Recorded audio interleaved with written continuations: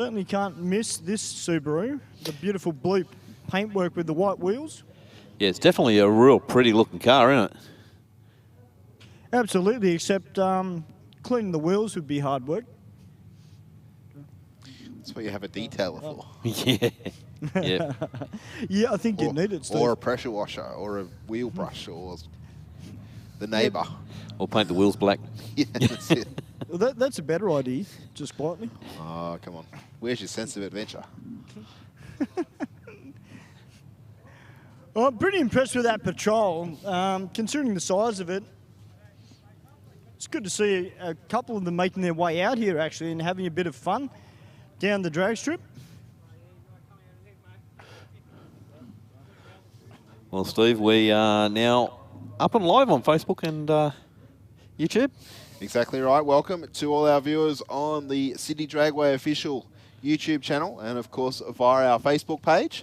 So if you're out in the crowd and don't quite hear what we're saying or want to re-watch a run and you've got appropriate data on your phone, by all means.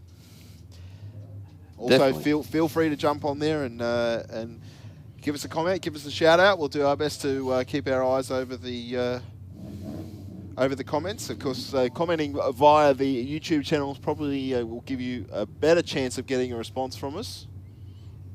As it's the one we have in front of us up here in the commentary box. Yeah, yep.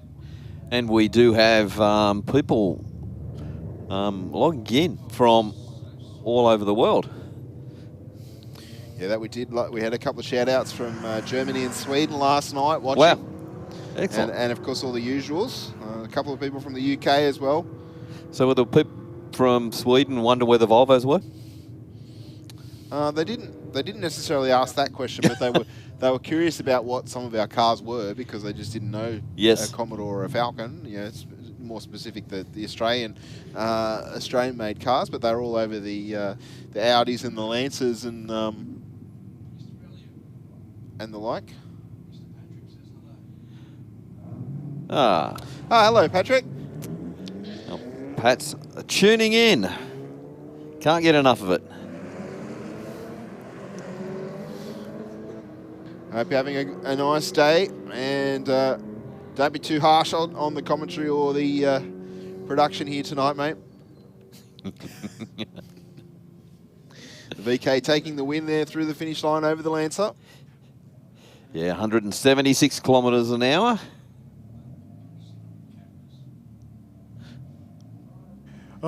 The FJ20 is out now, the Datsun. And the Datsun 1600, that thing is gorgeous, Steve. Not just outside, but inside as well. Full custom interior, Venetian blinds. Absolutely beautiful car. It really is. As is the Datsun next to him, the FJ20. Good to see the old FJs still doing their thing in these cars. They were just such a good conversion, weren't they? But I mean, they're big engine, but still very, very popular and super strong. You could do silly things with them, and they just kept getting back up for more. Yeah, a lot like the Barry. You could just really get a lot of horsepower out of them. This should be an interesting race. We've got the VL about to come out with the radials, taking on the KAB BMW M3.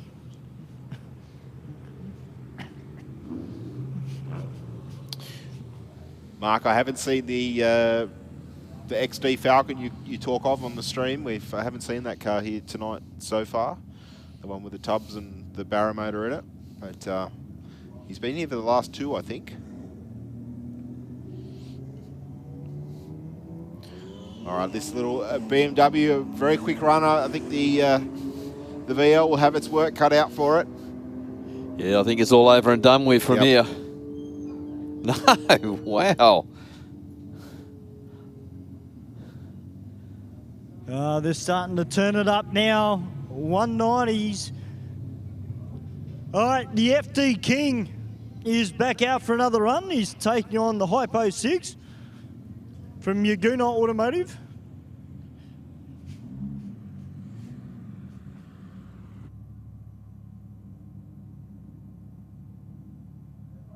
And race only helping out FD King with this car. Those guys been around for a long time with a few very quick RX-7 street cars. Oh, what was happening there? I think it was going for the rolling two-step, Mark. Yeah. I don't know if it was in gear or it didn't. He's missed on the shift or what. I'm not sure, but I dare say he caught the attention of the officials on the buggy there because it was right in front of them. The rolling 21-gun salute. Yeah, I'm a bit lost on that one. I'm not sure if it just hit the limiter or... Don't know. Let's see what he didn't do it the last couple of times it's come out. No, it's had some nice clean passes each time. I think it was trying for the rolling two-step.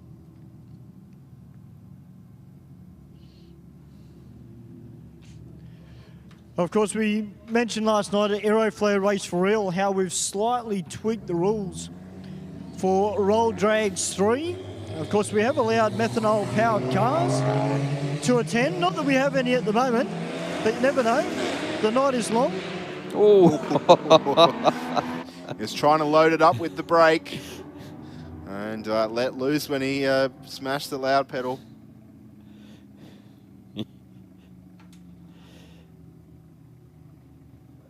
Yeah, that could have got a little bit out of hand, that one. Yeah, be ready for everything, I guess, is all you can do. Yep. We've just had a Honda Integra turn up in the rocket lane in the tunnel. We know how quick those things can be.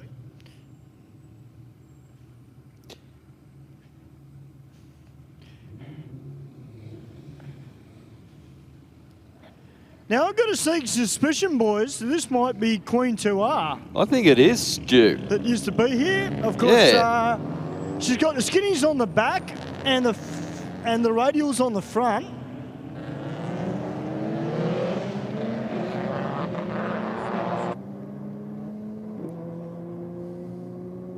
Tell you what, they're not inside the guards, but they just fit in the arches, don't they? You wouldn't want to get too much tire growth.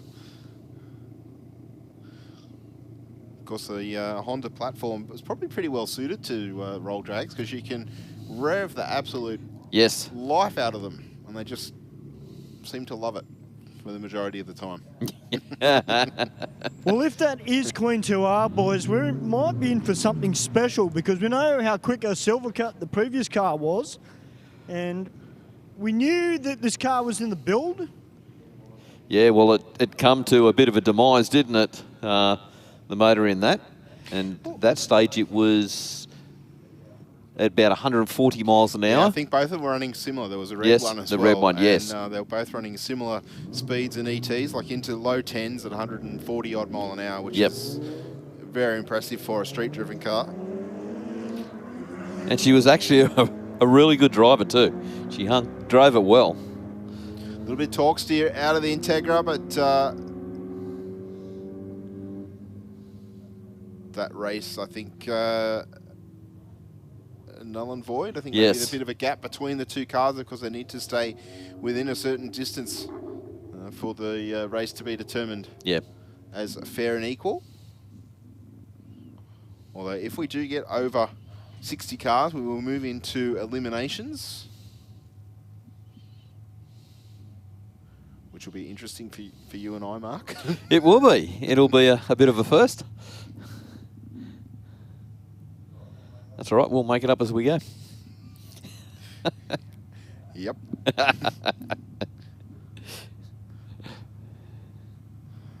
All right, the big patrol taking on probably one of the smallest cars in the staging lanes. One of the smallest, but getting around one of the quickest too. Yep. He's stepped into the hole, air hole that the patrol's punched for him, and then makes his own. 163 kilometres an hour through the finish line. And again, 142 for the big patrol. Very, you know what we need tonight, boys? We need a Troy to come out in his Camaro and have a crack against O2 Tough. We'll put the call in, Stu. I reckon he should. Well, I don't know if his car's finished because he had a problem with the belt on the back of the engine. It was shredding a belt, and he had to get that modified to fit. Yep. So I don't know if it's ready to go yet, but 02 Tough. It looks great with the bonnet scoop on it. You don't see a lot of late model Camaros make their way out to Sydney Dragway, especially in a street form. Again, a little bit of movement on the head of the throttle. Power down there, 183 kilometres an hour through the finish line. And 167 for the Aeroflow lane.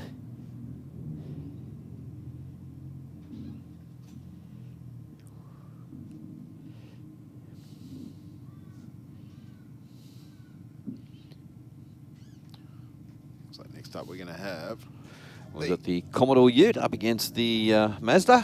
All right, let's see if the Mazda hits the two-step again like he did last time. So hitting the throttle at the top of first gear, launching up beside the utility. He's going to take this one, I think, Mark. Yeah, definitely. And runs through for 184 kilometres an hour through the finish line. Around about 12 Ks behind is the utility in the Aeroflow lane.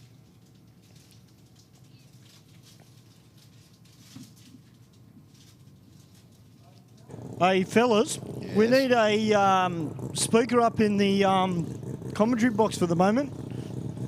Why is that? Is that the rotary? Oh, just have a listen. Is that not music to your ears? Come on, if you're watching on Facebook and YouTube, let us know. Do you love the rotaries? I like them, Stu. I don't know whether my person sitting to my right shares the same opinion. I admire them. Yes. Well answered, Mark. Yep. My son is just absolutely loves them. Loves the rotaries. Well, I'll tell you what, boys, we've got a Drift Spec 180SX that's about to make its way out as well. Here for Roll Drags, here at Sydney Dragway tonight.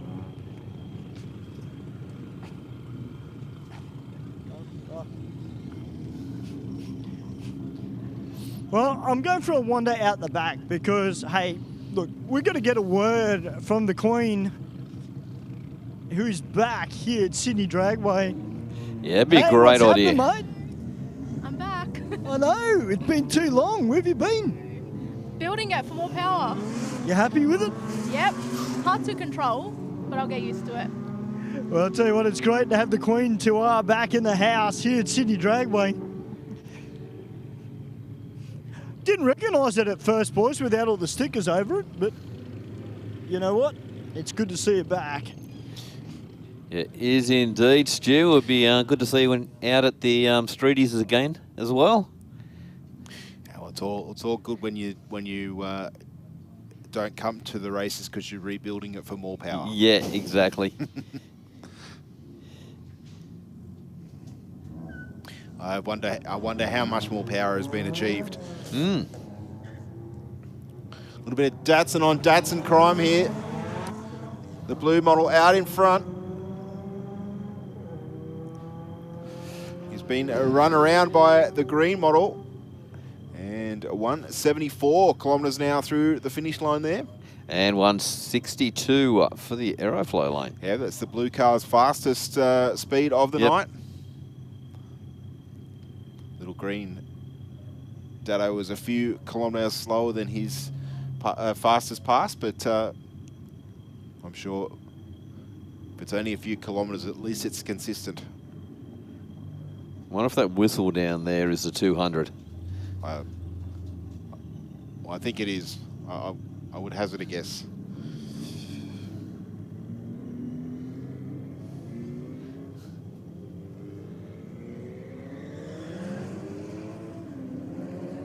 Ooh, the VL wiggling around a little bit on the hit. Runs through for 196 kilometres an hour through the finish line. That's probably pretty close to our equal top speed there. And 166 for the Rocket lane. So I reckon we're going to see that 200 by the end of the night, Stu. Oh, I'm sure we will, mate. And the car that is coming out now potentially could do it too. Well, I think the Audi in front of it's gone 197 or 198 kilometres an hour. Although we Did have a Toyota Supra run earlier, but hasn't come back around as yet. Okay, hopefully it's just sitting out in the pits doing a few things to it. Like turning it up.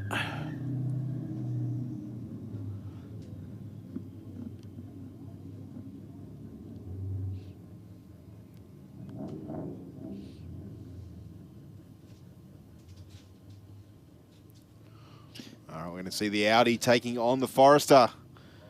Forester in the rocket lane.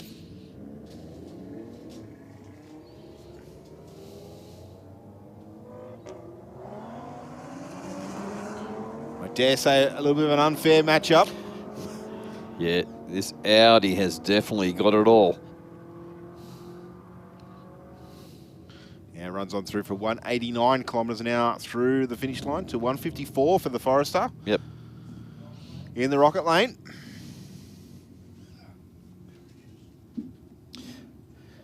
Okay, we've got the Subaru down the aeroflow lane up against the Honda Civic.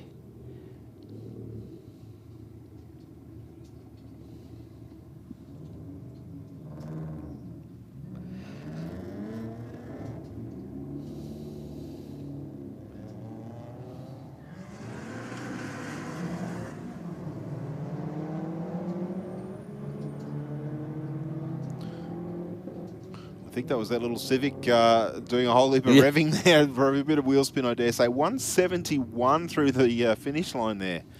You know, wow. We've seen a couple of really quick Hondas out here. They seem to torque steer all over the track.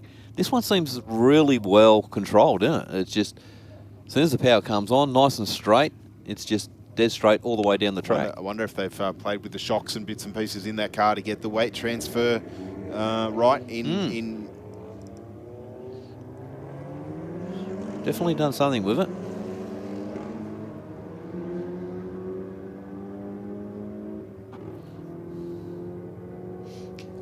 Well, rocket lane, 174 kilometres an hour to 168 for the aeroflow.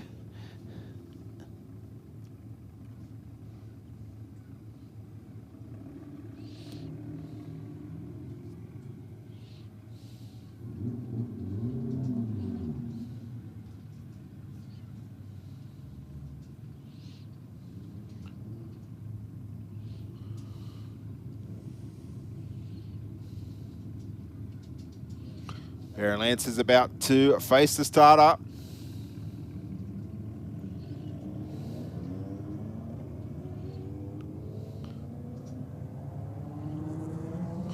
The grey model in the aeroflow lane has the quicker of the two runs tonight.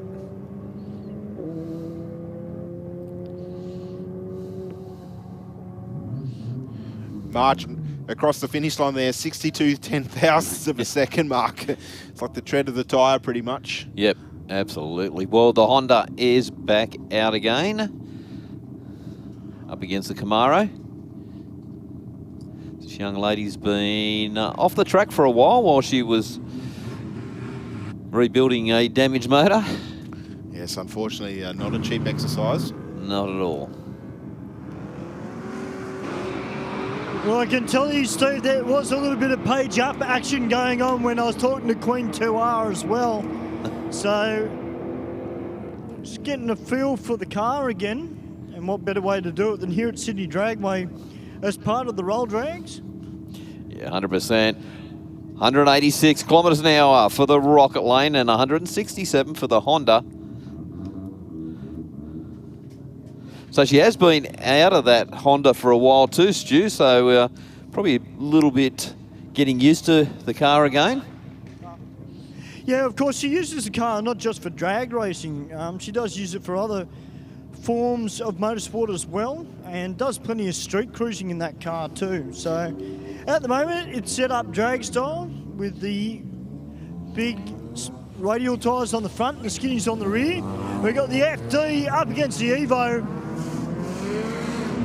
It is JDM flavour on track at the moment. I think the RX-7 is just in front. Yeah, it is 166 to a 160 there for the Evo. All right, Ford versus Holden. The VFSS up against the F6 Typhoon.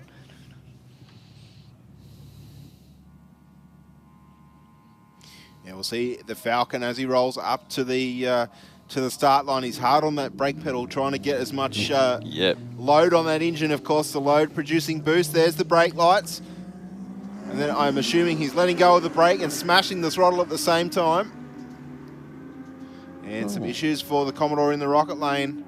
The Falcon straight down the centre. Goes 188.6 kilometres an hour through the finish line. Yeah, it was a real early on the brakes for the Commodore. And just pretty much just rolled on from there. I didn't hear any unwanted sounds through the track mics. Of course, you know, carnage can be spectacular, but that's not what we're looking for. We don't want that. No, not at all. Yeah.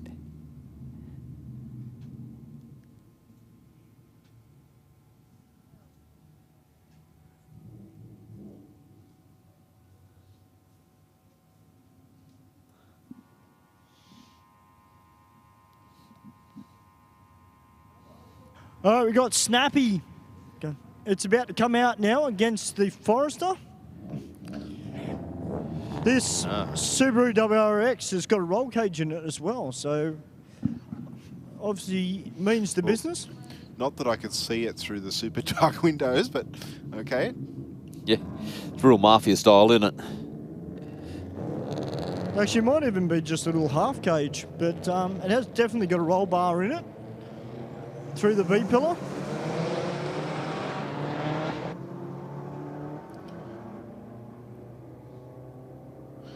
The WRX coming around at the big end, 163 through the finish line to 136 for the Forester.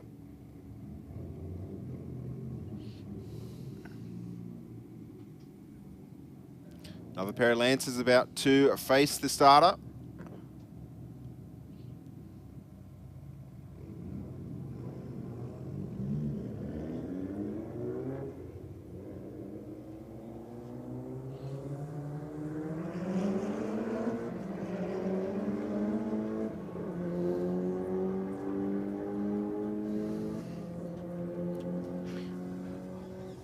All blue. Lancer takes a win, 171 kilometres an hour to 164 for the Aeroflot lane.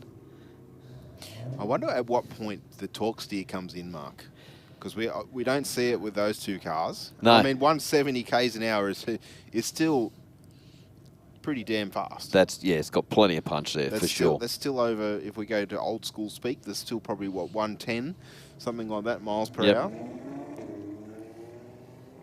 The Falcon and the Commodore just been coming down the staging lane, just having a, what looked like a little chat to each other.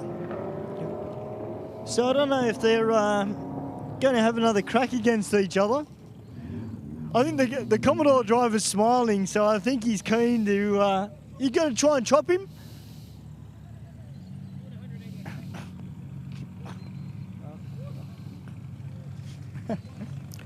192 kilometres an hour for the rocket lane. Sorry, mate, what happened? 159. I'm trying to shift quick and it's going in fifth.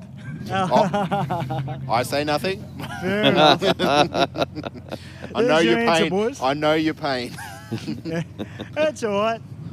At least you could have seen driving a manual. I know your pain. That's great. Oh, no, it looks like the SS just waiting in the stage lanes. We're going to have the VK Brock replica going to take on O2 Tough by the look of it. Mate, you're going to do it for the old school? Yeah, bloody-o. You've got a tough customer sitting behind you, though. I know. He's a bit faster than me, I think. Yeah. See, if only if it was drag racing, then you could have a little bit of fun. Mate, you got one of the fastest cars here tonight. Yeah, right. Thanks, man. That's awesome. Having fun? Yeah, so far so good. It was great to see you here tonight, mate. Go out and enjoy it. O2 Tough. I wouldn't be at all surprised whether that's actually got something underneath the bonnet that we don't know about. Obviously, it's a bit hard to tell, but when it's got the bonnet scoop, kind of guessing it maybe have a little supercharger in it. Well, we normally can hear the supercharger whine on the track mics. I'm not hearing evidence of that. Yeah, it's a bit of a mystery, but it's a very quick car.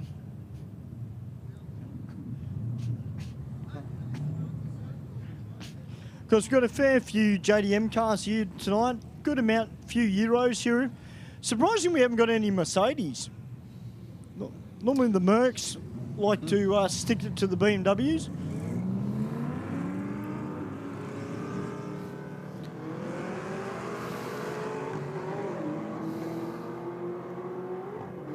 Camaro around at half track.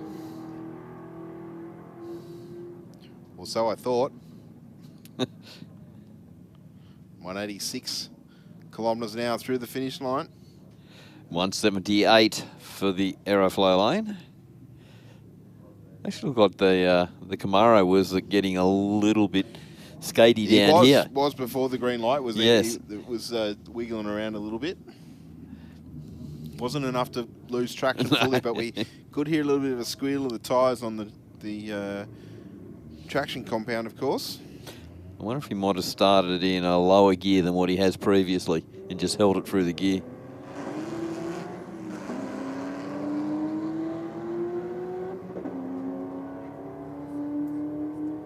Nice clean run this time out of the Commodore. 176 through the finish line. And 166 for the Dado. That was the Datsun's quickest run of the night.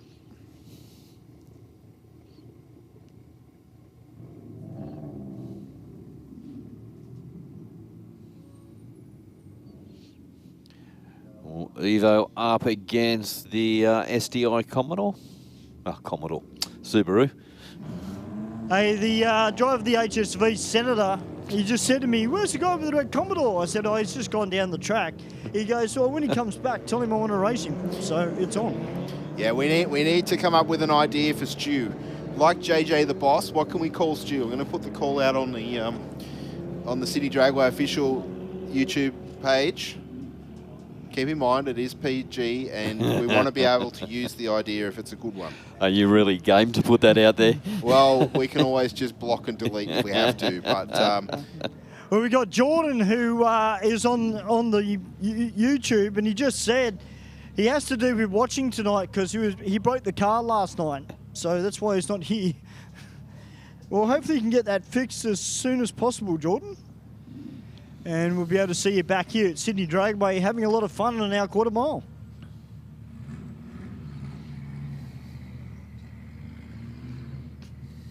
Just noticed that Cliff has just joined us. G'day, Cliff. How are you, mate? Watching on YouTube? We missed you last night, mate, at Aeroflow Race for Real.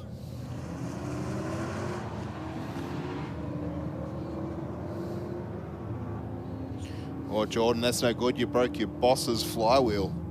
I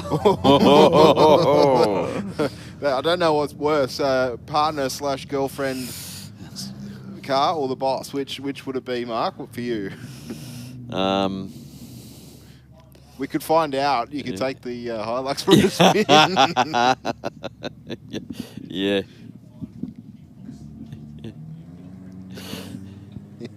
Yeah, I don't know. That's a good point, Ben. I won't repeat it, but that was a good point. Pair of Falcons making their way down the racetrack now. I think the FPV in the Aeroflow lane went silent about half track. Yeah.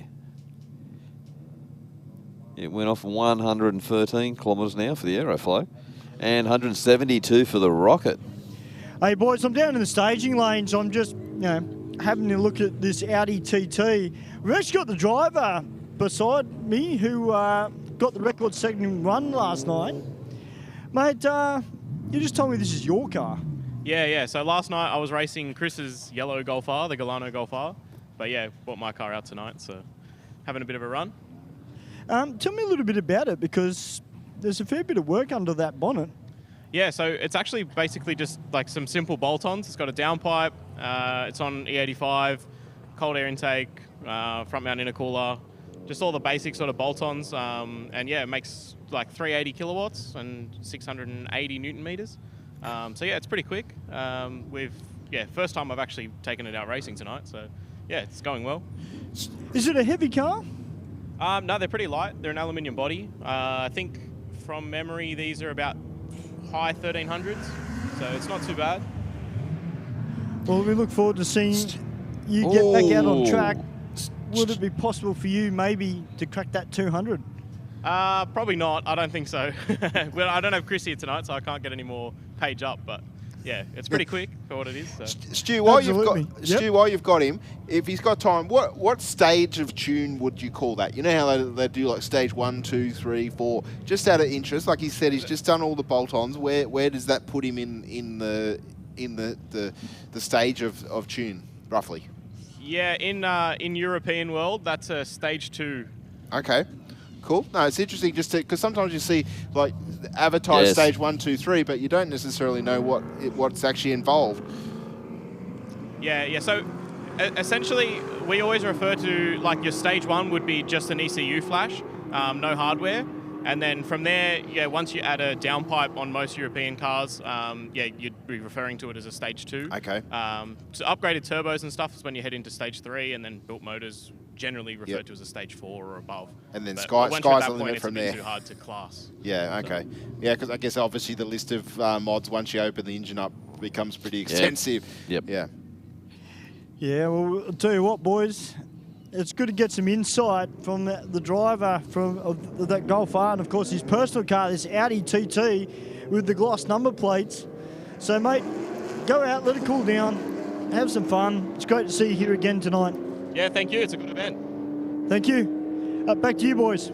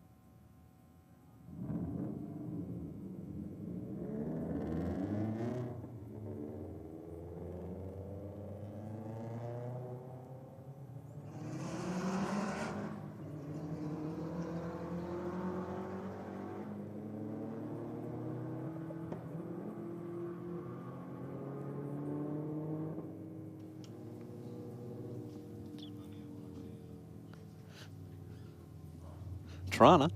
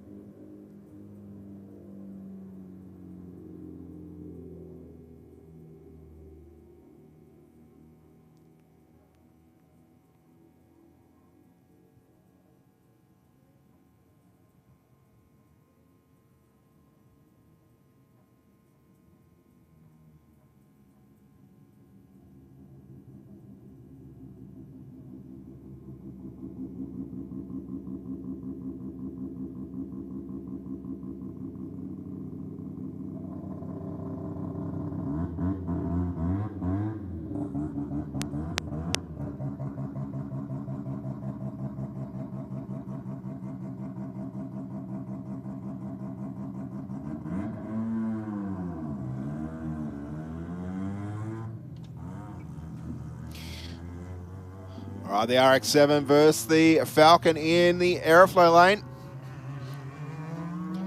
Where's your money, mate? Which one? I think the race is null and void, Mark. That's why we're not seeing... Oh, I thought the... Wow, that's close. It was close. It was very close. Even looking at the time at the finish line, 0.04 of a second between the two.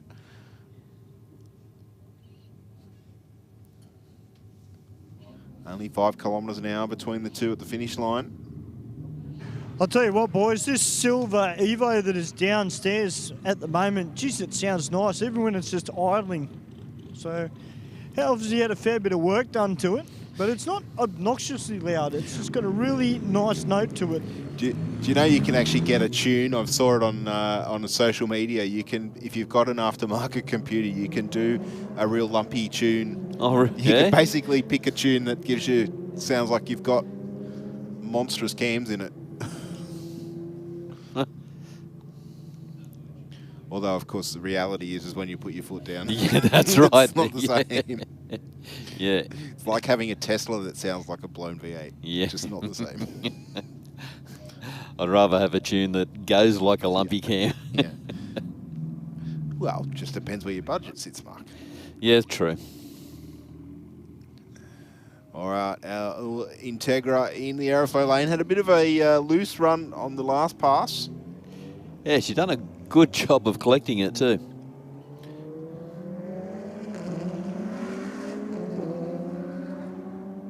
And again, coming on boost, a little bit of torque steer. Yeah, I think they've turned it up a tad. Yes, I think so too. Oh, 181 kilometres an hour for the rocket lane. And 132 for the aeroflow lane.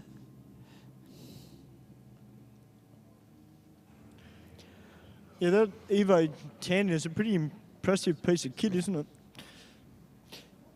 They probably don't quite get the recognition that they deserve compared to some of the earlier models of Evo, but that one is certainly quick. Well, Steve, we might go up to the big screen and pay a couple of bills. Yep, we'll be back very shortly here at Sydney Dragway, Roll Drags 3. Mark and I and Stu will be back with you very shortly.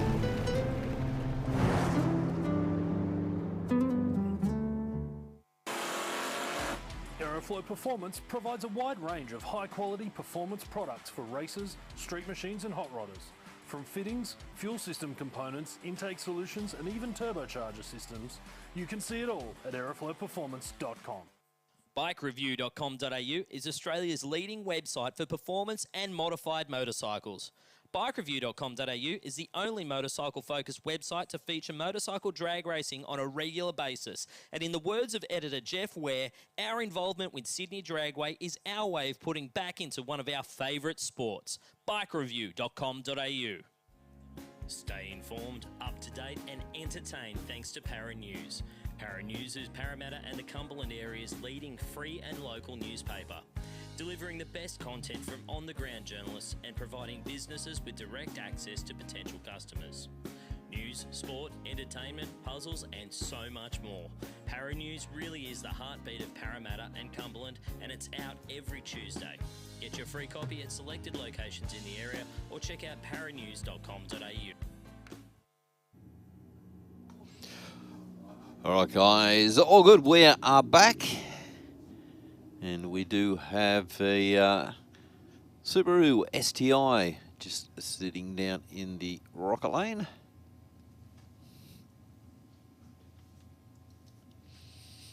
And right beside him, down in the aeroflow lane, we have the Subaru wagon.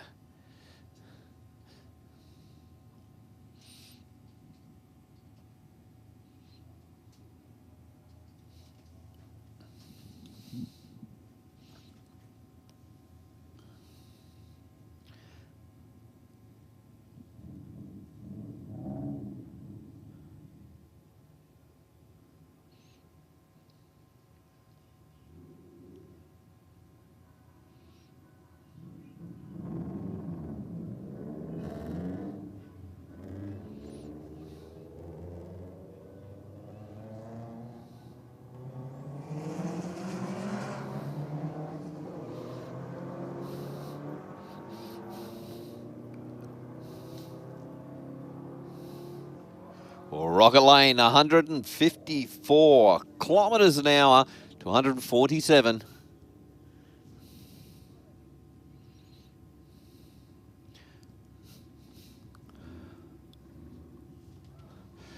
VS Commodore Ute down in the Rocket Lane up against the VF Commodore, the Aeroflow lane.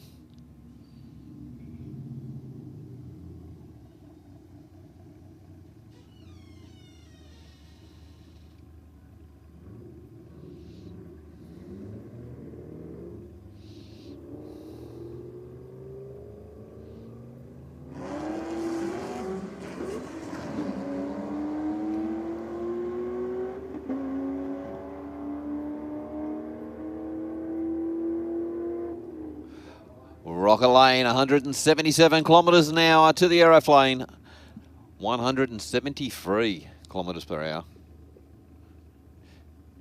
Got two Evos sitting down in the burnout boxes.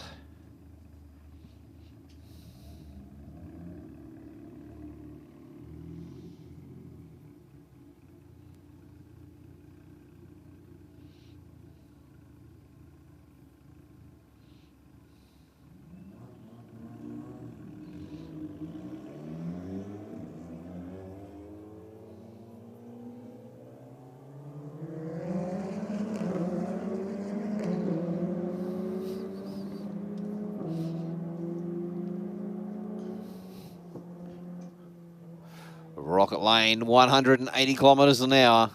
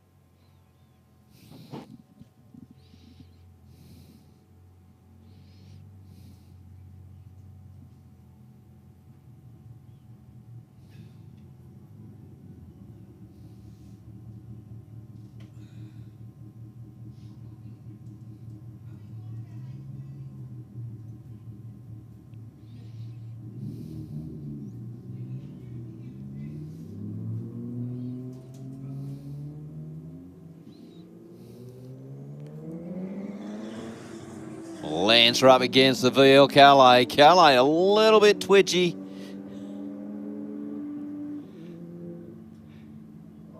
Wow. Stewie, we nearly got our 200. 199.35 kilometres per hour for the VL. Oh, man, that is quick. Hey, Mark, guess what I just saw turn up on a trailer? What's that, mate? A certain white Supra that runs radials on the back of it. I've got a feeling that might be Josh out there with his 2J. Ah. I'm going out for a sticky beat.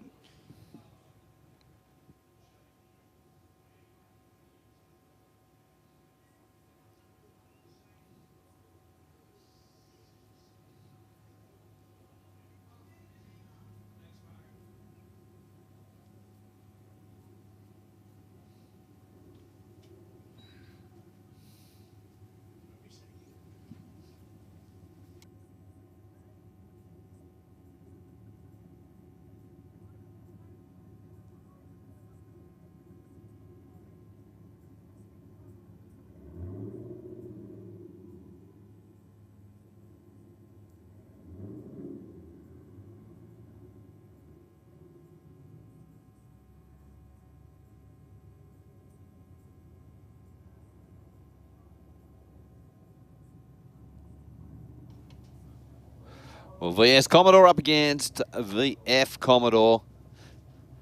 It's a rematch of the last pass.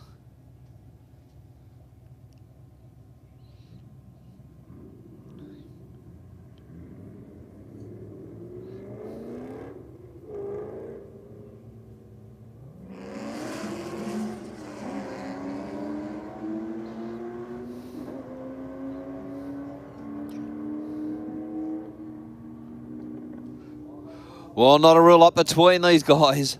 Virtually 4 kilometres an hour. 178 to 174.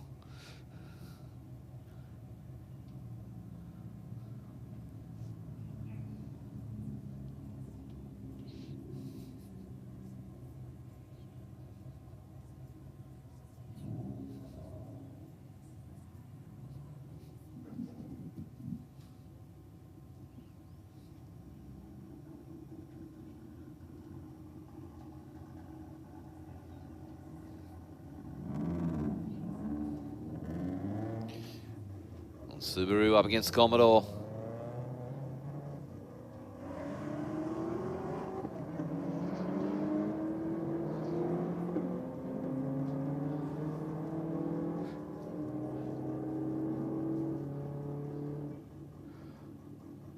$169 for the Commodore to $159 for the Subaru.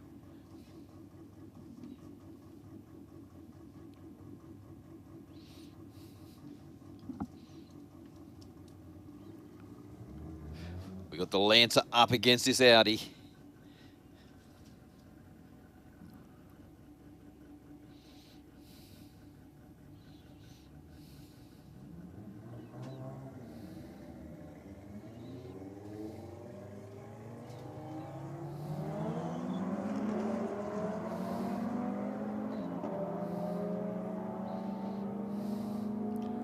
Where's the Audi? 194 kilometres an hour to 173. This Audi's just getting quicker and quicker.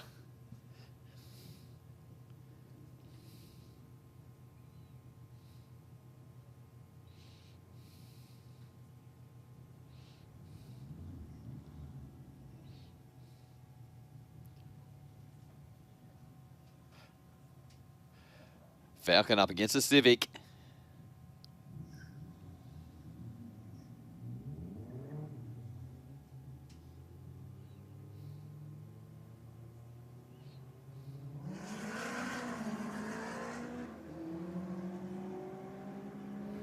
Well, Steve and Mark, I've got some good news. What's that, mate? That is Josh Dowd out the back with his older model Supra that is coming out potentially for a bit of a play tonight. Excellent. It's got a big set of street radials on the rear end of it.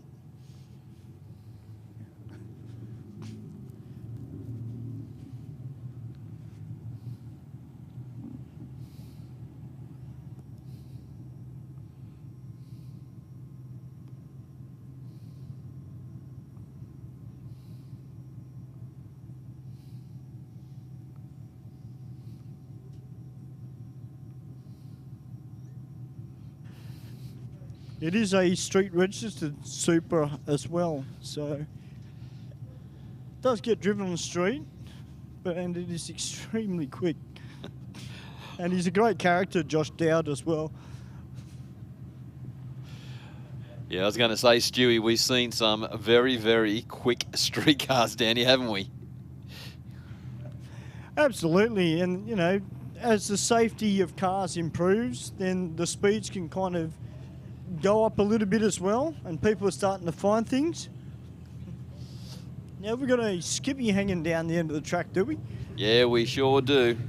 He's just standing on the side, just watching the cars go by.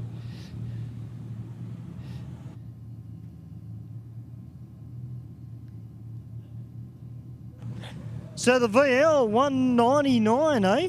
199, mate. That's virtually the dollar, isn't it? That close.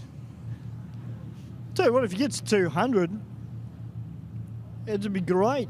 Yeah. I actually thought the Audi would do it, but to see the VL do it, that's pretty good. Yeah, that VL was just getting quicker each time it come out, mate. Just I think it went 198 and then 199. Well, I can't see any stickers on it to say what workshop it's from, so that kind of doesn't help us out a little bit.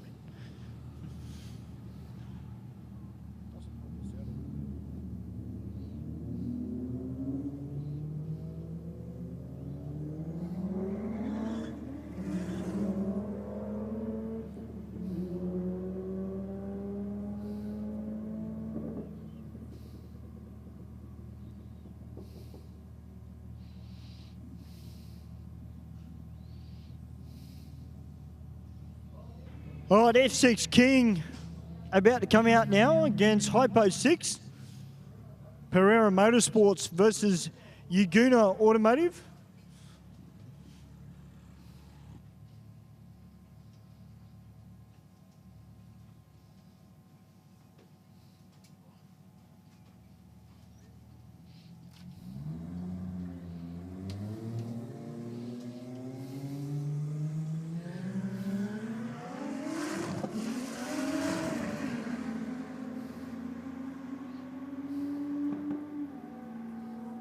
Well, that was quick. 205.25 from F6 King. Ladies and gentlemen, put your hands together for the Pereira Motorsports team.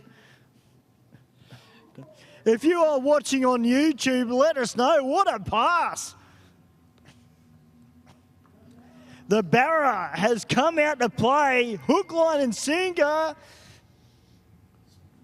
Look out. It's on, boys. Yes, Dewey, they didn't just go over the 200, mate. They went well over it. I'll tell you what, that looked quick. When it skipped sideways, I was thinking, okay, might just slow it down just a little bit, but it was just the smallest marginal lateral movement and then kept the boot into it. And those Sportsman radial tyres been put to good use. All right, Snappy up against this little Honda Civic.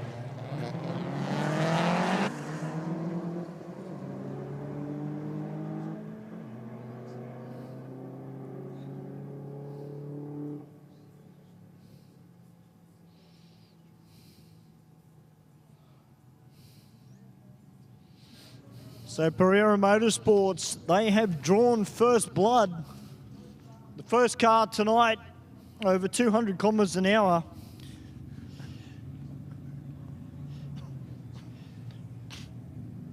He has totally chopped the competition.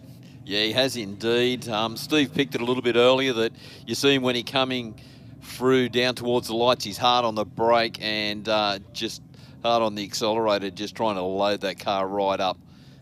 So I definitely reckon that he's turned it up a bit and loaded it up big time for that pass.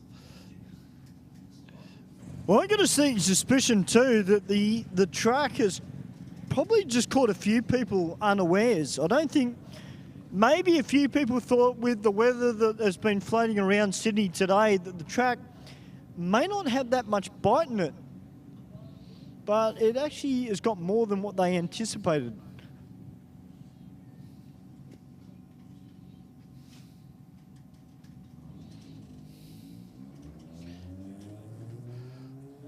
Well, Mazda up against the Commodore.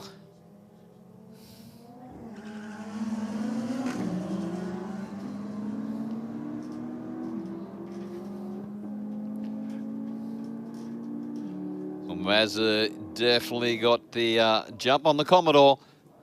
178 to 174.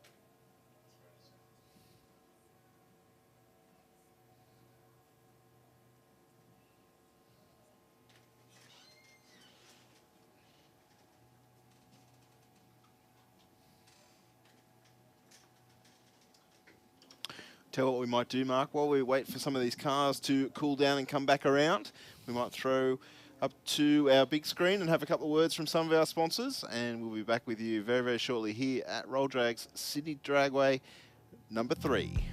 Bank said no to your home loan? Talk to us. Not a bank. Talk to Australia's real-life non-bank for home loans, car loans, personal loans. Pepper Money, the home of loan options. Whether you're building a street machine or a race car, Aeroflow Performance has a solution for you.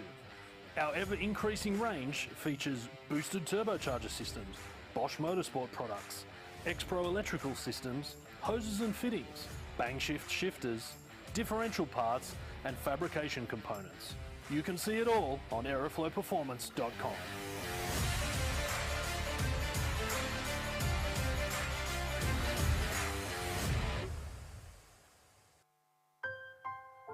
We've always had a few cars. They're all special. The T-Bird. Oh, that's mine. The Combi for when we want to get away. The XR8. It's going to be a classic. They're all insured with Shannon's, We've also got Shannon's Home and Contents cover, which helps protect our automotive collectibles, tools and memorabilia in the home and garage. If you're motoring enthusiasts like us, it's got to be Shannon's. Shannon's, insurance for motoring enthusiasts. Call 13 46 46 for a quote.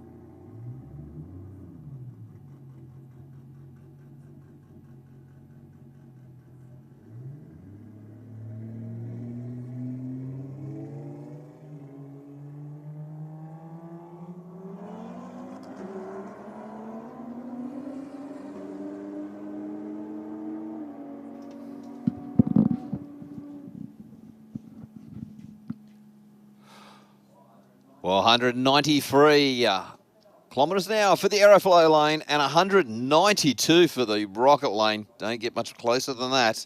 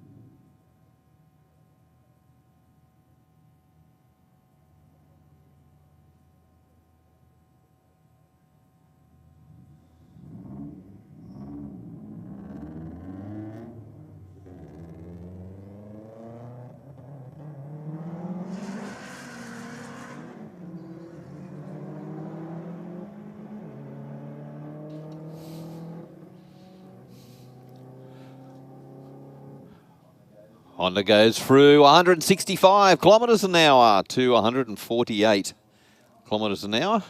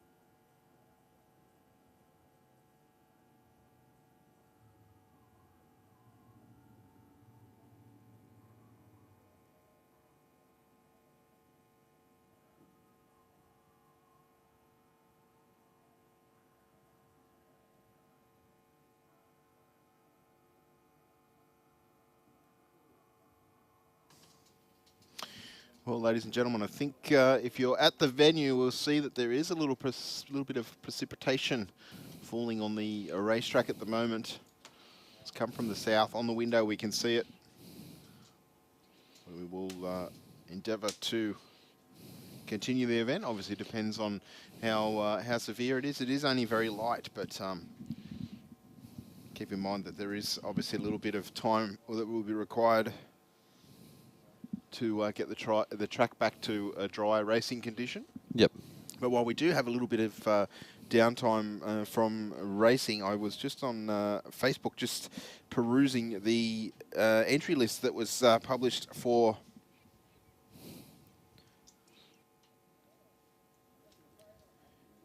the Top Fuel Xmas Showdown, which is happening, of course, not this Saturday, but the following Saturday on the 2nd of December. We have the entry list as of the 22nd of November. We have 5 Top Fuel cars entered: Damien Harris, Wayne Newby, Phil Reed, Phil Lamartina, and Peter Zibris. We also have a premium field of Pro Mod entered.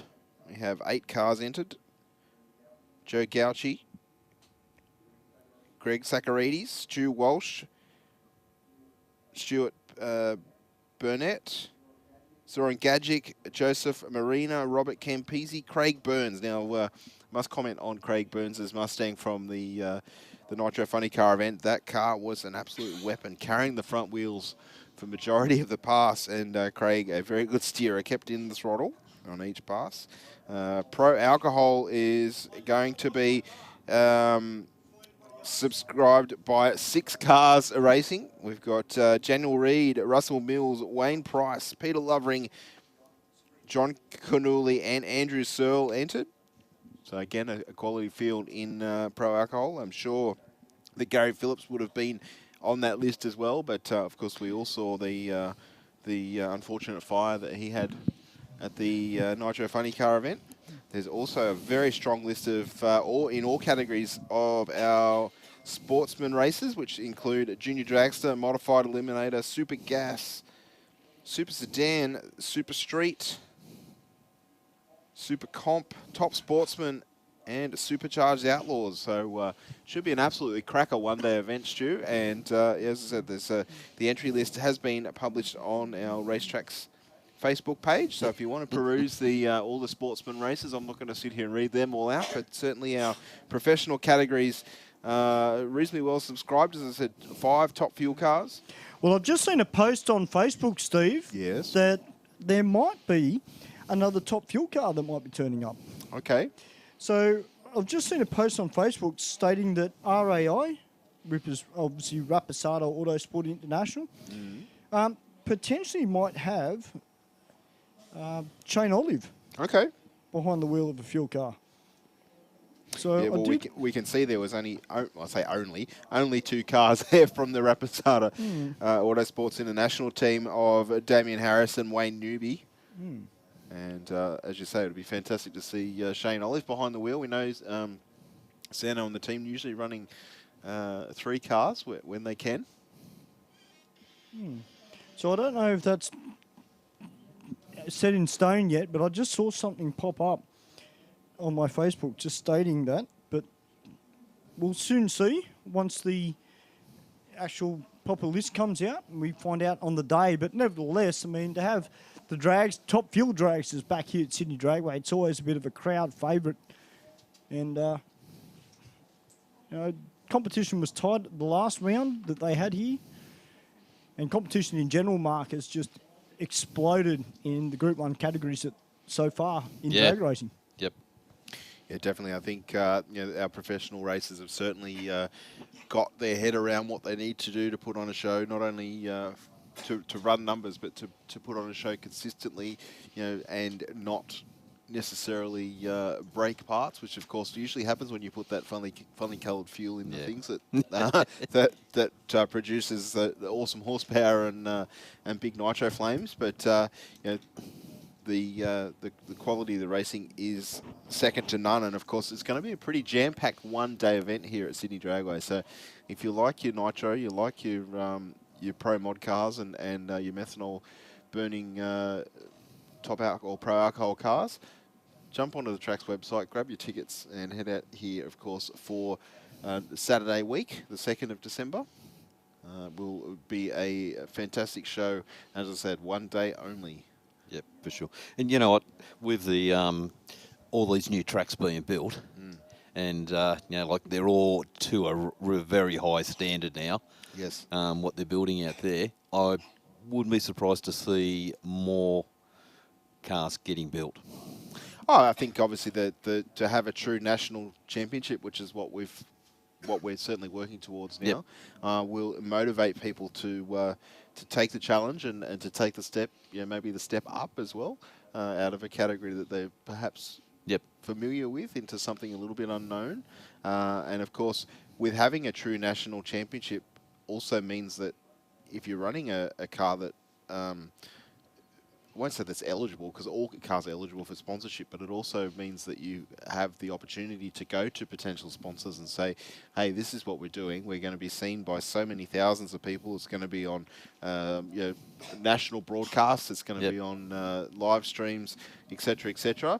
Let's see what we can offer you as a race team in return for some sponsorship dollars. And of course, having that extra funding certainly goes a long way to allowing you to have more track time, which therefore gives you more consistency, which therefore means hopefully that you don't break as many bits. Yep. So it's a good circle to be in, and of course, if you're able to compete for the whole championship, then by the end of that championship, you're certainly match fit, I'll say. Well, you are. You only got to look in the States, like how much racing those guys do over there. Yeah, there's periods there where they do more racing in a month than what some of our guys do in 6 months. But it obviously just comes down to having the people, having the dollars backing in each of the teams. Like we see a lot of the top teams, they have 4, 5, 6 professional cars in that team. So you're talking a substantial investment, to be able to run that operation. There's a handful of full-time people in those businesses, everything from admin all the way down to the person sweeping the floor, almost, if you like. It's a little bit different to what we see here for most part for Australia. We do have a couple of big teams, but certainly not to the same extent or the same numbers that the US has. But I think purely that's a numbers game. But you're right, Mark, that a number of race meetings that those competitors are able to race at overseas compared to little old Australia. But I think in saying that, we certainly punch above our weight for the number of cars that we have and the amount of racing that we do. Absolutely. And I think, you look at the times that we're pulling here in Australia, and you look at some of the technology that we have here in Australia compared to, as Steve said, to what is in the US. Okay? To do what we're doing with the equipment that we have, in a way, it's probably more exciting than what it is overseas. And I think the other thing I was going to touch on too is with some of these professional categories, and as Steve said, seeing people step up. I mean, perfect example is a gentleman by the name of Kyle Putlam from Western Australia. Kyle is into his second season of Top Fuel. He's got a brand new chassis for that car, and they are slowly stepping up. They're slowly stepping up to get into that zone where they're competitive against all the other cars. And I think the good thing about it too is that, as Steve said, you've got all these big professional teams like Rapisada, Lamatuna as an example, Jim Reed Racing. But all of them are together to make that series explode. Yep. And, you look at people like Kyle Putland, who's only in his second season, but those teams are helping him along. They're encouraging him, hey, come out. And the more seat time he gets, the better he's getting in that car as well. And the competition's going to be awesome. But the one category that I want to keep an eye on, and unfortunately he won't actually be in Perth this weekend, is Mark Drew with the Nitro Voodoo Harley.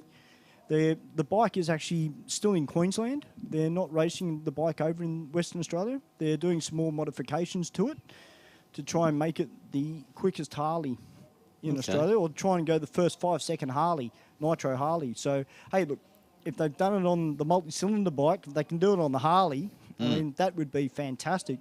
But Damien Muscat is a guy that, I think a lot of us will keep our eye on. Obviously, he's been here at Sydney Dragway. He's actually got the fastest and quickest time down our quarter mile as a track record on his Harley, which was his previous bike. Now he's got the ex-Sam Wills Nitro multi-cylinder bike. Obviously, it's going to take him a little bit of time to get used to that bike. But I'll tell you what, when he gets on top of it, look out. Yeah. And that's, again, what I think, with the more tracks we got, the more racing we can get. Those guys are going to get so much more seat time. But for the younger drivers, like you're saying, the young guys just starting to come in now, it will open up some more money too, because these guys now are going to be travelling around a lot more TV, a lot more advertising. So their sponsors will go, okay, well, I'm going to get my money's worth now. Yep. Absolutely. And I think the flip side of that too, Mark, I mean, Steve and I talk about it all the time. We see it when the Nitro funny cars come out. There's very much a mentoring role between the guys that run the Top Fuel funny cars and then the young kids in the junior dragsters. And, that has happened as well with the Top Fuel guys. And I think for a lot of these kids, and, Steve's been a junior dragster racer himself. Yeah. And, all these kids that want to climb the ladder, well, they've now got someone they can look at and go, you know what, I want to do what he's doing. and it gives them the drive to improve. And like you both said, you know, if it brings some sponsors into the sport, even at the lower sportsman level, you know, eventually they might go, you know what, we'll throw a little bit more money at you if you're going to step up a class. Well, let's go. Well, I think motorsport in general, it doesn't matter whether it's drag racing or whether it's circuit racing, whether it's speed, whatever the choice of motorsport that we follow. You know, I think most supporters of sponsors, you know, everybody starts somewhere, and we see stories of people that you know, are able to attract sponsors to their operation as a younger driver, and the key is actually hanging on to them throughout the different categories that they go to and saying, well, hey, I've achieved this in Formula Ford, for example. I'm now going to take a step into another category that's a step up. But to do that, I need a little bit more support. But you get, for that extra support, we're now going to be racing, you know, more times a year in front of different crowds, in front of, you know, TV cameras instead of, you know, just mum and dad on the side of the racetrack, for example.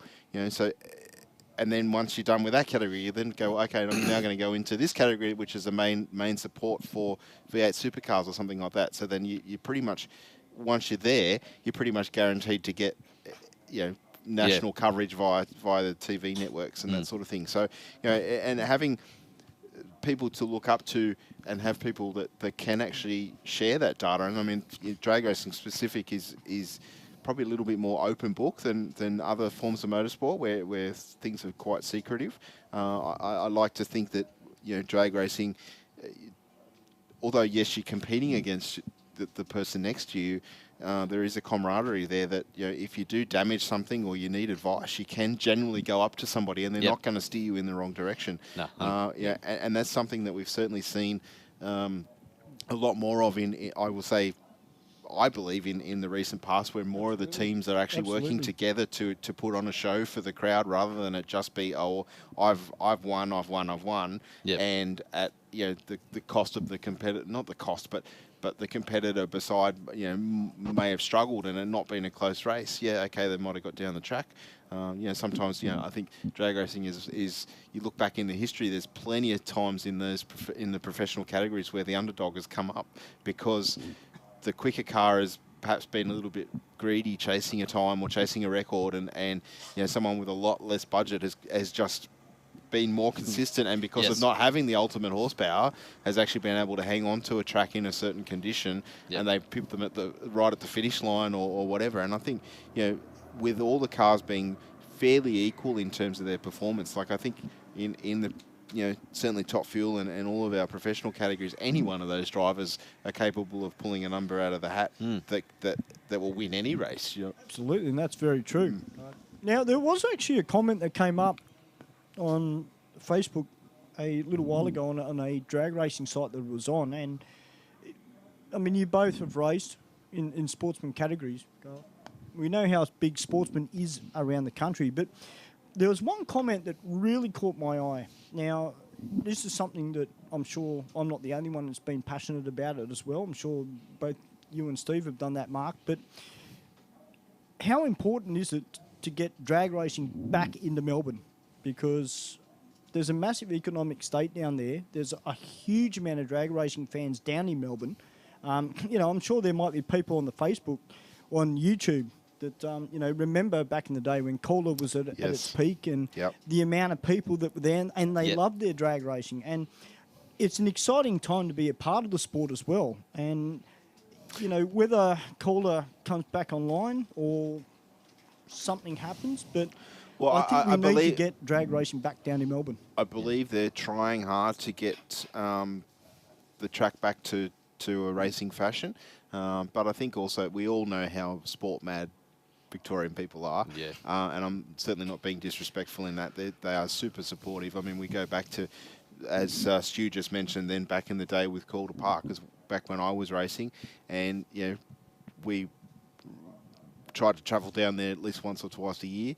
And for the Nationals, which used to be at Calder Park, there was 50,000 people there on a Friday. Yeah. Well, you look at Heathcote. On a Friday. Like, Heathcote gets smashed when they have a meeting down there. Yes. You know, the guys are just looking for any race. And honestly, you know, like, when you look at the ground roots type racing, like how much performance car stuff is running around out there on the streets of Melbourne. They're everywhere. The guys are just really hanging.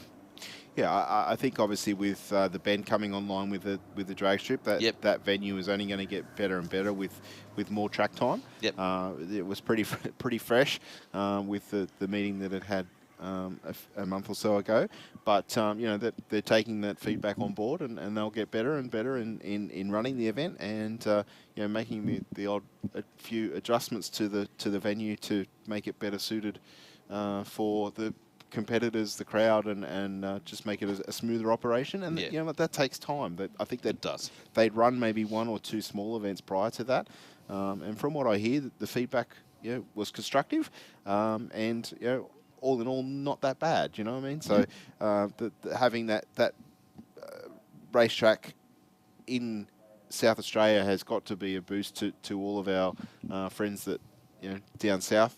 That to Melbourne, you can run across there probably a little bit easier than to Sydney, but certainly Melbourne is the missing link, I guess you could say, in the true eastern side of Australia in terms of having a national championship. Of course, we've got Sydney Dragway here in Sydney, and Willowbank in Queensland, and also there's Mildura as well in Victoria. But I think having and of course in Perth you've got the Motorplex over there. So as I say, a true national championship is certainly building momentum, I believe. Well, I guess we were talking about it on commentary last night. Aeroflow Race for Real, Mark. Even at this level, at our grassroots level, you can't say that the racing is not exciting. I mean, the amount of people at the moment that are starting to... All right, there are people there that want to build drag cars, but at the same time, they want a car that they can drive on the street. And it's an exciting time to be a part of drag racing because the amount of pro street cars that are being built now, like Palmer Heights' brand new Supra that he's just built. I mean, that's a pro street car. Josh Dowd, that car Supra of his, that's a pro street car. Our rules compared to America are a bit different, obviously, but you see them come out here to the drag strip, and they just look like something that's had a set of wheels bolted onto them, and they still look like they've come straight off the factory floor, but they run these ballistic numbers, and we saw it at Race for Real the last couple of weeks with the Evos that have been coming out. I mean, effectively they're pro street, and there's some crazy builds that are coming out here to Sydney Dragway. Well, what did Pat say that Palmer Heights Supra is producing at the hubs was like 22 or 2,500 horsepower? 2.5 horsepower. I mean, okay, with his businesses in terms of tuning and producing race parts, that car's going to want for nothing because that's what he does. But he's still producing a very insane amount of horsepower for a car of that stature. And of course, we all know that he can drive, so certainly it will, and he can tune a car. So certainly it's not going to be too far away from running some very good times and showing its true potential. Well, he is aiming to be the quickest and fastest IRS rear-ended Supra in the country. Okay. And with the gas racing TJ under the bonnet, and it's... Once it gets sorted, I mean, it may be here for Midnight Mayhem. If Paul can get the thing tuned, I'm sure that he would love nothing better than to bring the car out and give it a few shakedown runs. Yeah, it's definitely about, done the right thing, employed the right people. So...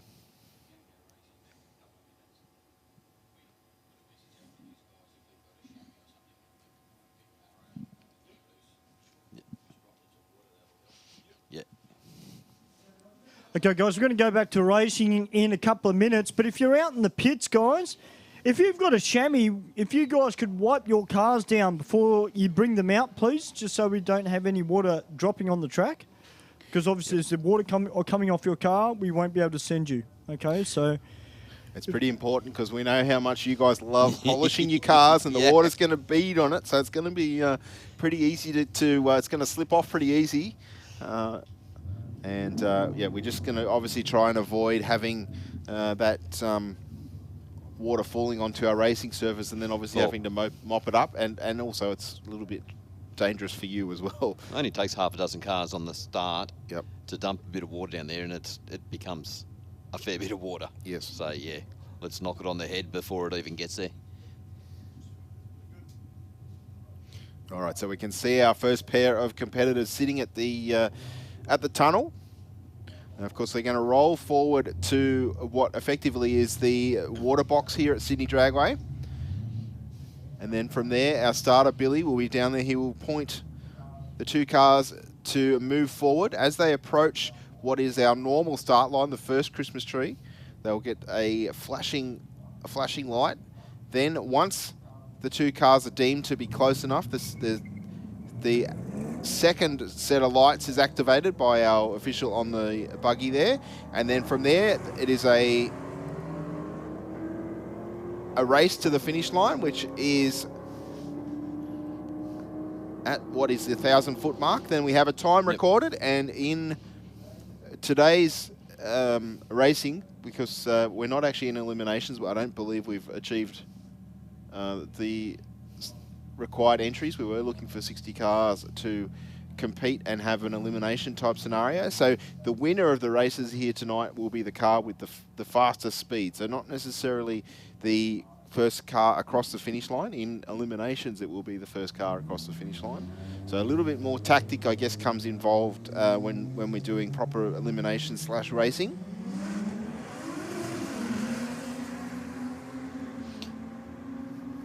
And our quickest car of the night in the rocket lane runs on down. He's just improved it by 1 kilometre per hour. Goes 206.5 through our speed trap. And 178 for the Commodore Ute. Certainly keeping him honest. Yeah, indeed. And that Commodore, just every pass, that little bit of a twitch, as soon as he punches it. Yep. The Falcon, just dead straight all the way down there. Well set up car. I hope that made some sense. Ronald from our live stream was just asking to explain roll drags.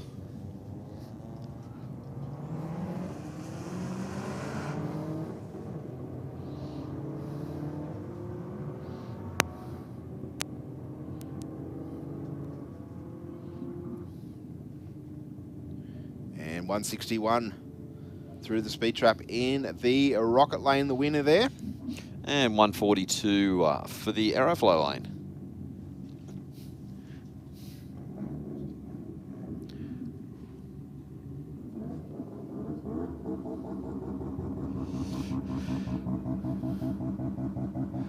We've got the Mazda up against the Lancer. Yeah, say, Mark, I haven't seen many Mazdas in the yellow of the next pair that's coming up to the start line. Nah, that's not. I wonder if it's inspired from the old Need for Speed, the old PC game that they had the yellow Mazda. 182 for the RX-7 in the Aeroflow lane on that pass. Yeah, I must say I don't even remember any of them being that yellow, that colour yellow.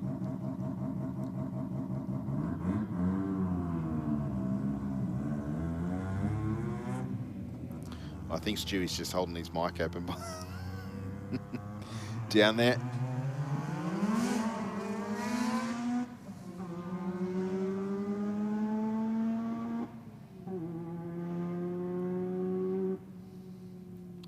I think we've got a first timer in the Aeroflow lane. Haven't got a time recorded for this car. Okay. Tell you what, there's some good fumes coming out of that FDRX7 down here, I'll tell you. It's on an E85, Stu. Yes, yes. Don't mind a bit of E85. Not quite as good as methanol, but, you know. Do you know you can buy candles with E85? Oh, can you? Yeah. Well, I actually stirred D up and said, hey, any chance I could borrow some, if I get some methanol scented cologne spray, would you be angry? She didn't really answer, but she gave me the look as if to say no. So It wasn't an approval look, was it? no, I'm sure there's a lot of other blokes out there that would probably get away with it. All right, got the Dados back out. The DFJ20, the green machine, up against this beautiful looking blue Datsun 1600. Hey, Stu, what's sitting down the tunnel? Oh, Josh Dowd. Now this is from memory, and correct me if I'm wrong, Steve, because... Oh, the Dado. Looks like a problem with the Dado. Done the right thing. Got it right over against the wall off the track. Now I'm pretty sure that Josh Dowd has got one of the quickest IRS Supras in the country. And I've got a sneak suspicion it is this one. I'm pretty sure he's run into definitely the low 8s. But I'm pretty sure he has too, Steve. And he's quite a character. And he's a passionate 2J supporter. I think he's seen the fact that maybe there's a lot of rotaries out here and he's gone, I'm going to bring the 2J out and show me how it's done. But that is unfortunate there for the FJ20 powered Datsun. I didn't hear any bangs through our track mics. No, I didn't hear any noise, but yeah, he just must have just picked it straight away because just shot straight over towards the side of the track. Yeah, very, very well done to the driver of that car. Of course, the last thing we want to do is drop fluid all the way from wherever you break something to the finish line and then have to clean it up. So the driver of that car doing exactly the right thing, pulling over as soon as possible. Not only minimises damage to your car, but also clean up for our track crew. Let's hope the damage is not too bad to repair. Yep. Well, didn't seem to have anyone running out with trays or anything underneath it, so hopefully it's... No, there doesn't look like there's anything dripping out of it at all. But no, the driver, like you said, boys, he's done the right thing. Hopefully it's nothing bad and we'll be able to see that car make its way back out. Or actually, there's a bit of a clunking sound coming out of it as it's getting towed. Yep. Yeah. So I don't like the sound of that. No, of course they're an independent rear on those. They are, yeah. So that's why they squat so bad on the start line, and you know, pretty good for what they are in terms of how much horsepower you can put in front of them. But the driver may, by the sound of it, have just found the limit. Yes. Of something within the rear diff. Or what used to be. Although, mind you, I dare say parts for a 1600 diff probably not that plentiful anymore. No. I'm sure the old rally scene has probably sorted a lot of them out. Yes. Yep. Okay. They're back out having a look underneath. Maybe it's it stopped clunking and started locking up. Yes, of course, if that's what it's done, something in the crown wheel and pinion, they only rotate around so many times, and then that little bit of floating metal gets caught somewhere else. And yep.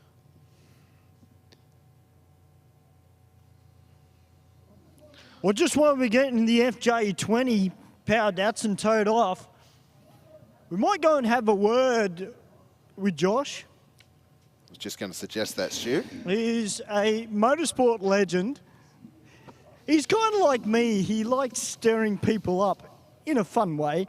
What's going on, Josh? Not too much, mate. Just come out for a bit of fun. Now, mate, I've got a question to ask you. Have you got the fastest and quickest IRS-powered Super in the country? No, I lost that record. Oh, did you? Yeah, Jared Blair from Queensland. He took that. I think he went 7.3, and I've been 7.7. 7.7 still quick, eh? Wow. Now, mate, it's good to see you out here tonight for the roll drags. Yeah, thanks, mate. Yeah, just coming out, bit of fun. Just doing a little bit of testing, and hopefully the weather stays away for Midnight Mayhem on Saturday night. Yeah, that'd be good, mate. It's been a little while since we've seen you here at Sydney Dragway. So, mate, go out and have some fun. No worries. Thanks, Dewey. Great to speak to Josh, because the M-Tron Australia supported Supra 7.7 seconds, boys. Yeah, my apologies to Josh there. I shortchanged him by 0.3. I was working off memory.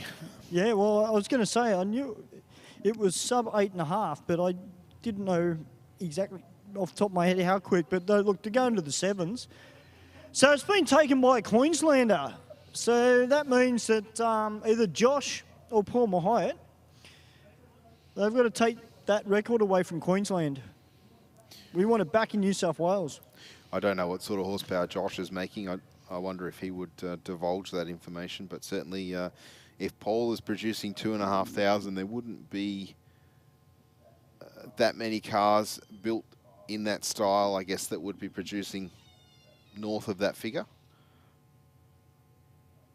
I couldn't imagine so anyway.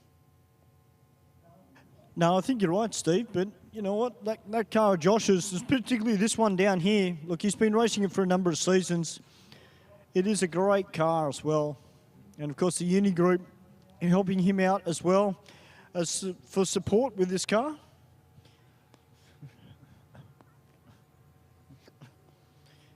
He's got the radials on the rear end. Not the usual drag radials, more the street radial. So we'll see how he goes.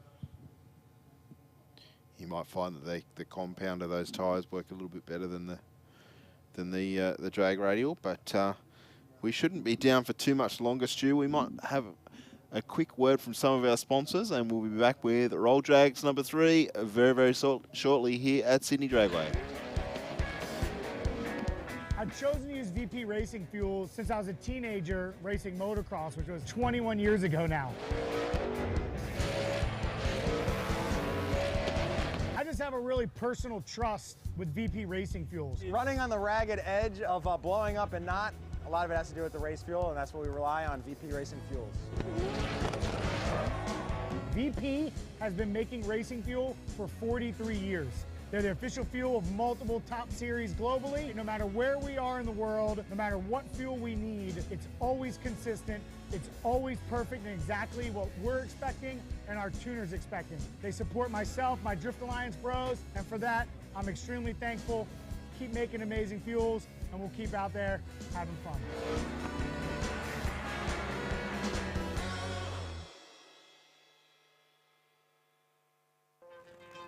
Aeroflow, famous for our massive range of hose, fittings and performance products. Air filters, oil filters, fittings, engine and transmission parts, fuel systems, tanks, silicone hose, exhaust, air conditioning, turbo and nitrous accessories and more. Get your free catalogue and shop online now at aeroflowperformance.com.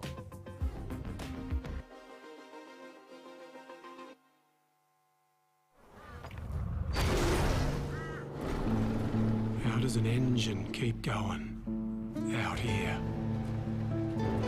Well, that was an easy one.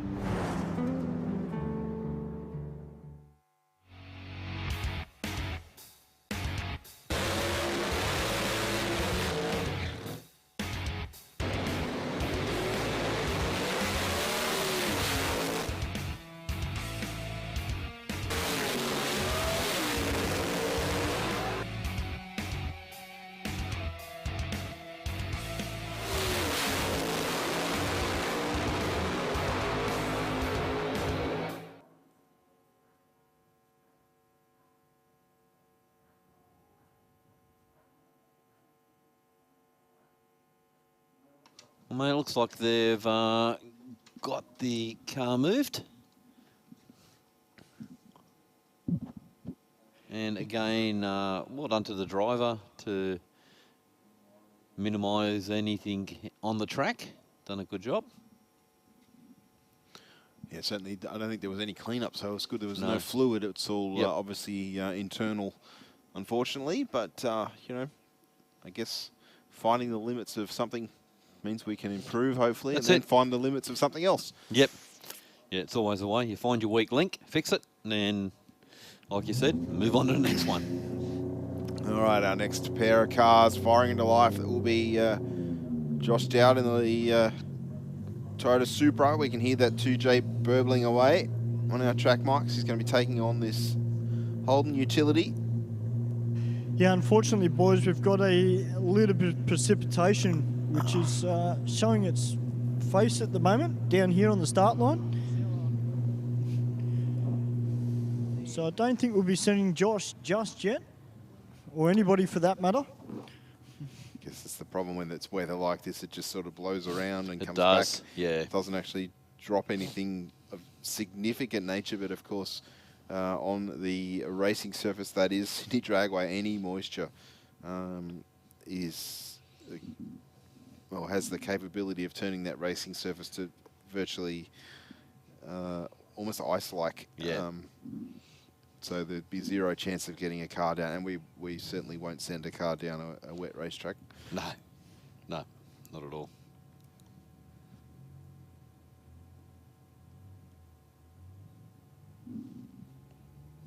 So unfortunately, ladies and gentlemen, we will do our best to continue and run the cars in between once the track is safe to do so. But for the time being, we will just have to wait out the small amount of moisture that is falling. Stu's outside. I'm sure he's got a better vantage of how light or heavy the weather is. Steve, it is so light, it's not funny, mate. But obviously, as you mentioned, you know, it only takes just a little bit of precipitation, and this thing is dangerous, particularly when we've got a car with the capabilities of Josh's Supra. You know, when you're talking about a car that is capable of going 7 seconds down a quarter mile,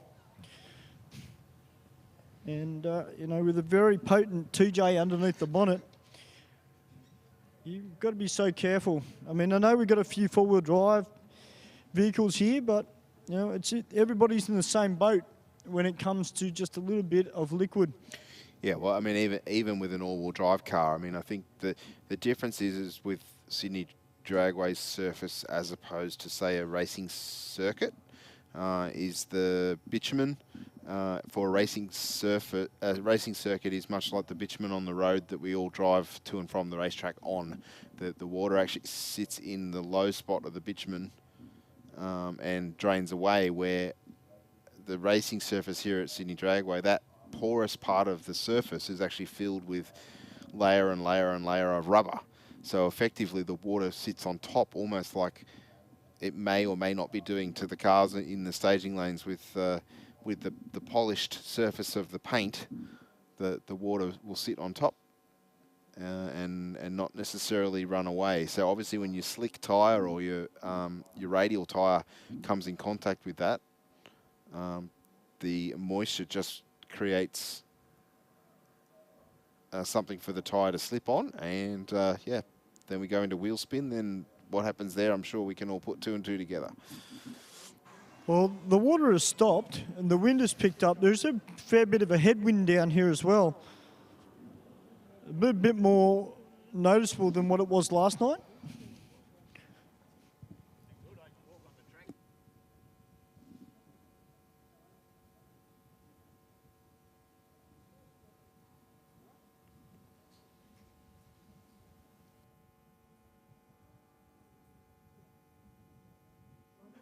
Well, just everybody that's watching via Facebook and YouTube, thank you very much for your patience, guys. Hopefully we'll be back to racing very, very soon. I hope you are enjoying all the action here from the roll drags. We've got some great cars here tonight. Don't have a huge amount, but we do have some very quick ones here this evening, and everybody's out here and they're having a lot of fun. They're getting plenty of runs. And it's a good test for them out here on our drag strip.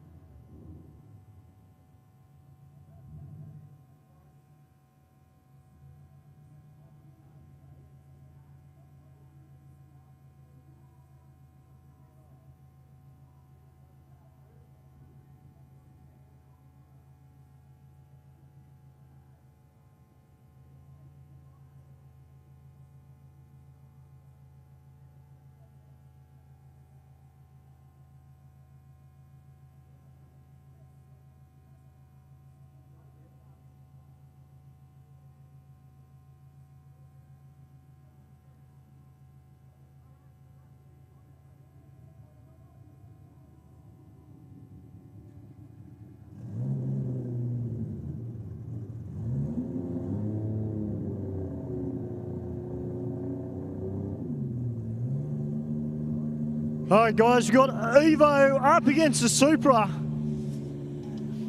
97 all-wheel drive.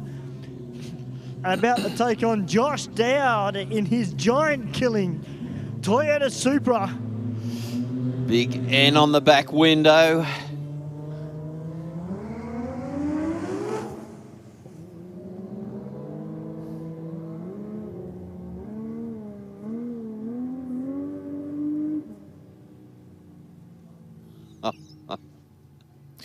Now, he played with that throttle the whole way down and still went 164 kilometres an hour. Yep. 100 miles an hour. As soon as that thing started coming into power, it just lit up.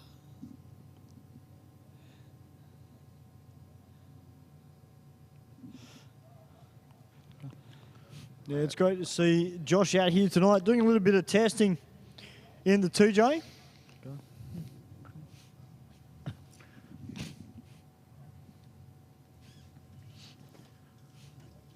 Absolute weapon of a car.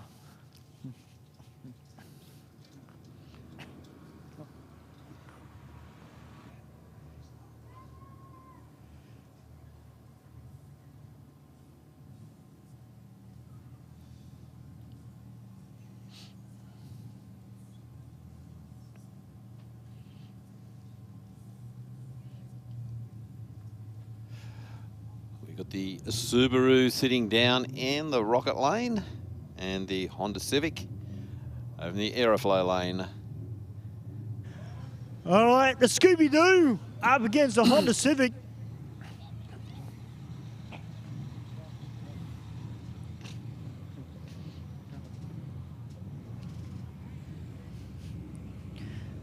Of course, we've had some really great looking street-based WRXs here at City Dragway over the years.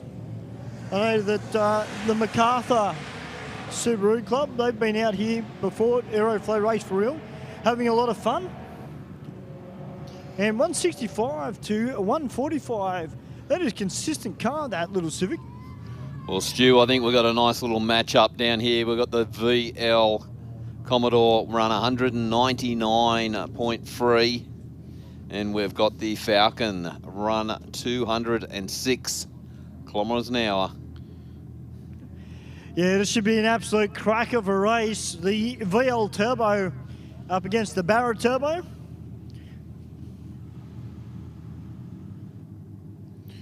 What's the driver of the VL thinking? More horsepower. Send it. Well, unfortunately, boys, we've got a little bit of precipitation coming out of the sky again. So we will have to wait for this to pass, and we will have to check the track before we send tonight's two fastest cars down the track. As I said before, of course, our competitor safety is the most important thing here, and we will not risk that under any condition.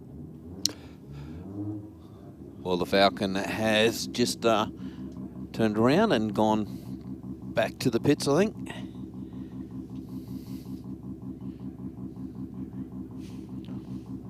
Well, hopefully we will see that car back a little bit later.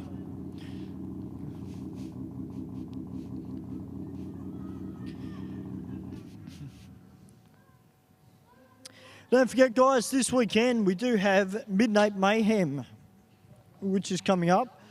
And we've got some of the baddest of the bad radial cars that'll be entering that event. We're very fortunate here, aren't we, Steve, here in Sydney, that we've got some of the most potent radial race cars in the country here in Sydney. 100% we do, Stu. There's over 108 cars entered for this weekend. Racing will start from 3 p.m. and will conclude sometime Sunday morning. So 12 a.m. is the scheduled. It says 12 a.m. plus. So hopefully sometime into Sunday. I know it'll be a little bit of a mixed emotions for me because it's quite late for for me to be up past midnight, but I'm sure the racing will keep me entertained. We have over 40 cars entered in Pro Street. We have 6 Pro Mod / Pro Slammer cars entered. We have the classic Ford versus Holden battle, and some of the baddest class ever in Outlaw Radial. There's also a show and shine. And the general admission tickets get you everywhere that you need to be. So if you would like to come along to Midnight Mayhem this Saturday, check out the track's website, www.sydneydragway.com.au. Check out the Lotus Caravans Midnight Mayhem 2 here at Sydney Dragway.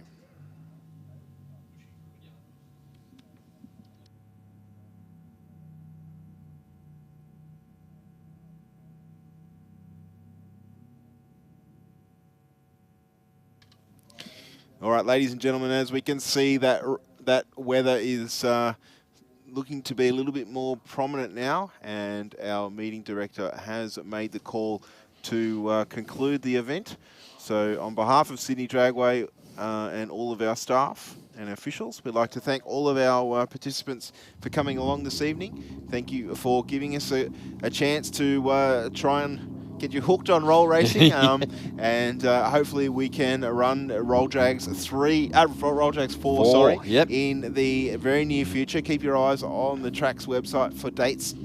Typically, I'd say maybe next month or early next year will be the next one. As I said, keep your eyes on the track's website for dates and information. Thank you to all of our spectators that came along this evening to enjoy the action. Unfortunately, the weather has beaten us here this evening. Thank you to all our people that have joined on the live streams, both via Facebook and Sydney Dragway official YouTube page. We hope to see you all again on the streams or at the racetrack very, very soon. On behalf of Mark, Stewie, myself, and all of the staff here at Sydney Dragway, stay safe on the roads, and we'll see you again here shortly. Good night.